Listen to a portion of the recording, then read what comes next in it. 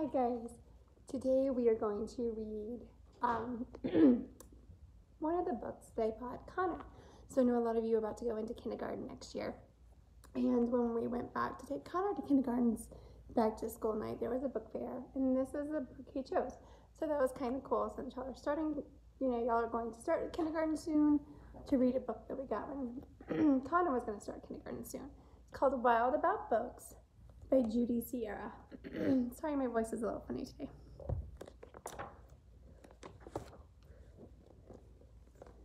It started in the summer of 2002 when the Springfield librarian, Molly McGrew, by mistake drove her bookmobile into the zoo.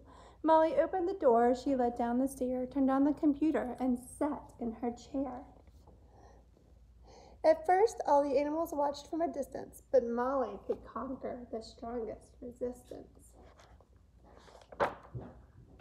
By reading aloud from the good Dr. Seuss, she quickly attracted a mink and a moose, a wombat, an oryx, a lemur, a lynx, 8 elephant cows, and a family of skinks.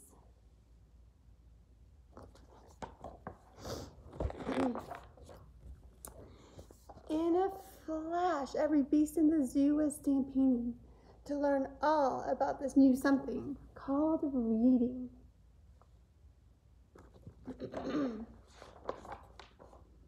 Forsaking their niches, their nests, and their nooks, they went wild, simply wild, about wonderful books, choosing thin books and fat books and cat in the hat books, and new books and true books, and heaps of how-to books. Did you hear all the rhyming words? Giraffes wanted tall books, and crickets wanted small books, while geckos wanted stick-to-the-wall books. The pandas demanded more books in Chinese. Molly filled the request, always eager to please. She even found waterproof books for the otter, who never went swimming without Harry Potter. Raccoons read alone, and baboons read in bunches, and llamas read dramas while eating their lunches. Hyenas shared jokes with red-bellied snakes, and they howled and they hissed till their funny bones ached.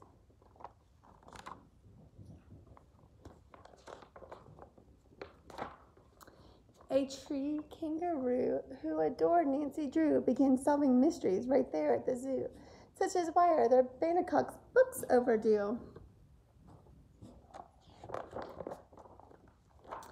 Gently, Molly taught lessons in treating books right. For the boa constrictor squeezed the critter too tight.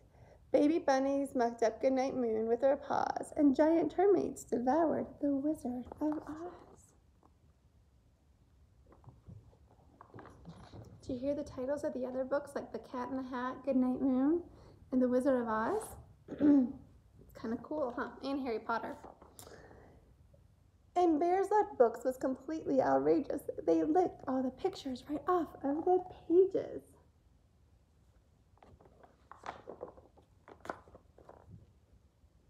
Tasmanian devils found the books so exciting that soon they'd given up fighting for writing. They made up adventures so thrilling, so new, that the others decided to be authors too. Remember, the author is the person who writes the book. The illustrator is the one who draws the pictures. Pythons wrote with their tails, penguins wrote with their bills, and porcupines wrote with their very own quills.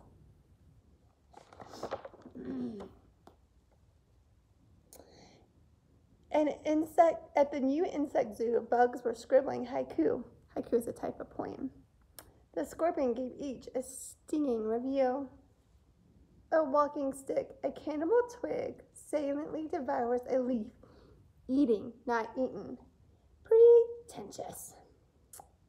The dung beetle, roll a ball of dung. Any kind of poo will do. Baby beetle bug, stinks. The millipede, I dig for treasure in my enchanted castle. A rotten apple, boring. The giant hissing cockroach, hiss, hiss, hiss, hiss, hiss, hiss, hiss, hiss, hiss, hiss, hiss, hiss, hiss, hiss, hiss, hiss, hiss, hiss, hiss. Redundant.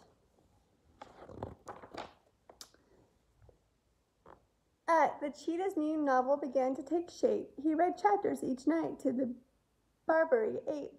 And although the gazelle couldn't spell very well, like everyone else, she had stories to tell. Imagine the hippo's enormous surprise when her memoir was given the Zulitzer Prize.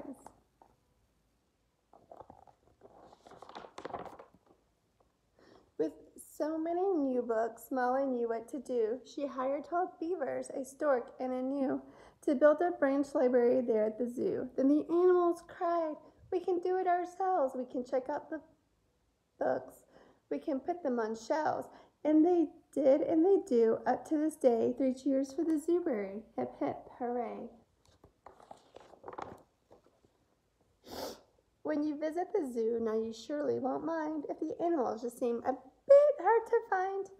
They're snug in their niches, their nests, and their nooks, going wild, simply wild, about wonderful books. The end.